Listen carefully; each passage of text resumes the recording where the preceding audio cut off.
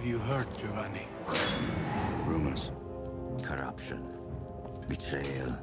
Murder. Vous travaillez actuellement sur un gros projet avec Ubisoft qui s'appelle Assassin's Lineage. Qu'est-ce que tu peux nous raconter sur ce projet qui a l'air fort ambitieux? Ben oui, c'est un projet ambitieux, c'est le cas de le dire, mais proposé au niveau de la technique un peu par nous. C'est finalement un projet qui est une exploitation cinématographique de la marque.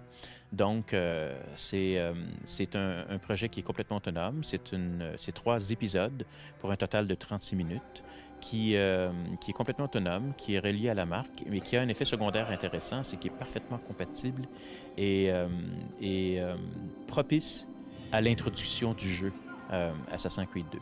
Ce n'est pas une histoire qui est distincte du jeu, puisque normalement, 36 minutes, ça pourrait être considéré comme un court-métrage. Mais il faut le voir un peu comme si c'était une forme prologue. Lineage en anglais, je ne sais pas quelle va être la traduction française, ça dit exactement ce que c'est. C'est une espèce d'histoire d'une façon linéaire qui se passe légèrement avant le début du jeu, qui aide définitivement à comprendre plus l'humanisation et la conspiration. En d'autres termes, si un gamer a regardé la série Lineage avant de jouer, il n'aura certainement pas la même expérience, il ne sera pas dans le même état d'âme quand il va commencer à jouer au jeu.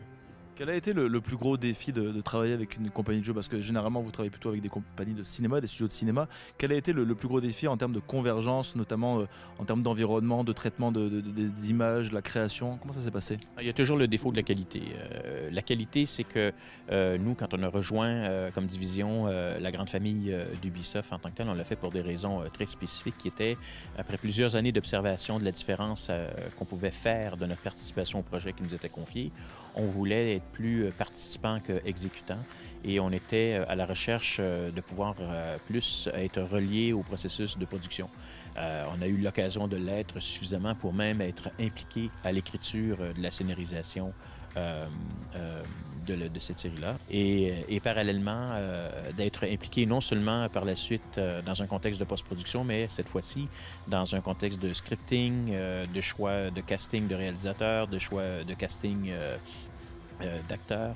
On a conçu et bâti un studio de tournage entièrement à Montréal pour tourner cette série-là pour un 3 semaines de tournage total. Ce sont des implications avant vers lesquelles on était plus des observateurs que des participants et maintenant on est devenu vraiment plus faisant partie intégrale des maîtres d'œuvre de ça.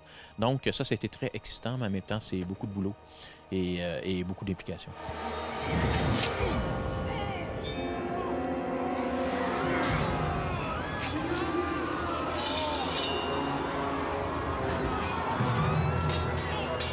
On sait que vous êtes probablement le meilleur studio ou un des meilleurs studios au monde à travailler sur écran vert, sur green screen comme on dit. Quel a été l'apport d'Ubisoft, puisque eux travaillent généralement avec des environnements qui sont déjà créés, déjà numérisés, qui sont interactifs.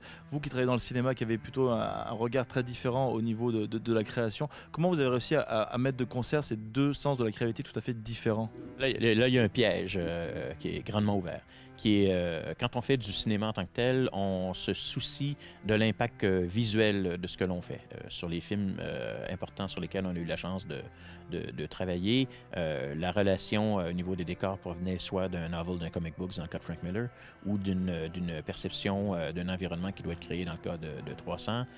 Tandis que là, on avait la prétention de vouloir être suffisamment fidèle au jeu, puisqu'on empruntait les différentes locations, parce que notre période et notre histoire se passent à peu près une dizaine d'années avant le jeu. Donc les environnements et les locations sont quasiment les mêmes et on s'est dit, ben pourquoi pas littéralement emprunter les différents environnements et les différentes locations au niveau de raconter l'histoire. Et ensuite, on s'est dit, pourquoi pas importer les vrais environnements en provenance du jeu. Donc, on a donc eu Ubisoft, à travers, avec l'UDA, écrire énormément de logiciels pour permettre un pont technologique entre les environnements qui sont faits, dans lesquels il y a eu énormément de temps investi, pour que le gamer puisse se dire, je vais retrouver exactement la location où ils ont tourné cette scène, la rue et la maison. Et il pourra le faire. Donc, ça a commencé comme ça. Et par la suite, il y a eu énormément d'échanges entre l'équipe du jeu et l'équipe du cinéma, parce qu'on bâtissait des environnements. Eux, à l'intérieur, il y avait plusieurs pièces dans lesquelles il n'y avait pas besoin de faire l'intérieur, parce que dans le jeu, ils ne l'utilisaient pas au niveau de leur histoire.